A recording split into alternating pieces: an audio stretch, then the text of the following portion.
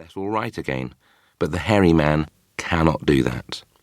We can also, if we are careful, eat our meals without spreading food all over our faces, but not so the hairy man. Watch carefully next time you see a hairy man eating his lunch, and you will notice that even if he opens his mouth very wide, it is impossible for him to get a spoonful of beef stew or ice cream and chocolate sauce into it without leaving some of it on the hairs. Mr. Twit didn't even bother to open his mouth wide when he ate. As a result, and because he never washed, there were always hundreds of bits of old breakfasts and lunches and suppers sticking to the hairs around his face.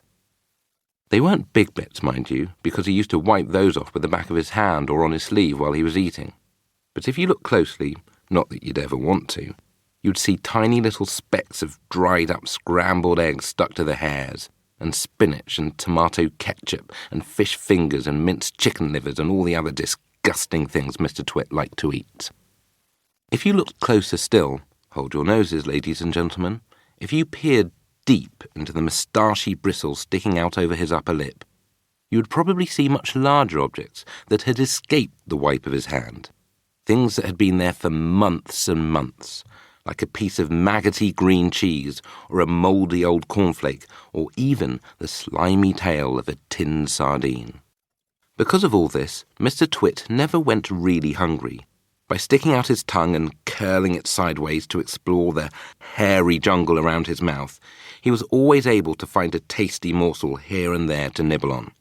What I'm trying to tell you is that Mr. Twit was a foul and smelly old man. He was also an extremely horrid old man, as you will find out in a moment. Mrs. Twit. Mrs. Twit was no better than her husband. She did not, of course, have a hairy face. It was a pity she didn't, because that, at any rate, would have hidden some of her fearful ugliness. Take a look at her. Have you ever seen a woman with an uglier face than that? I doubt it. But the funny thing is that Mrs. Twit wasn't born ugly. She'd had quite a nice face when she was young. The ugliness had grown upon her year by year as she got older. Why would that happen? I'll tell you why. If a person has ugly thoughts, it begins to show on the face, and when that person has ugly thoughts every day, every week, every year, the face gets uglier and uglier until it gets so ugly you can hardly bear to look at it. A person who has good thoughts cannot ever be ugly. You can have a wonky nose and a crooked mouth and a double chin and stick-out teeth. But if you have good thoughts, they will shine out of your face like sunbeams, and you will always look lovely. Nothing shone out of Mrs. Twit's face. In her right hand, she carried a walking stick. She used to tell people that this was because she had warts growing on the sole of her left foot and walking was painful. But the real reason she carried a stick was so that she could hit things with it, things like dogs and cats and small children.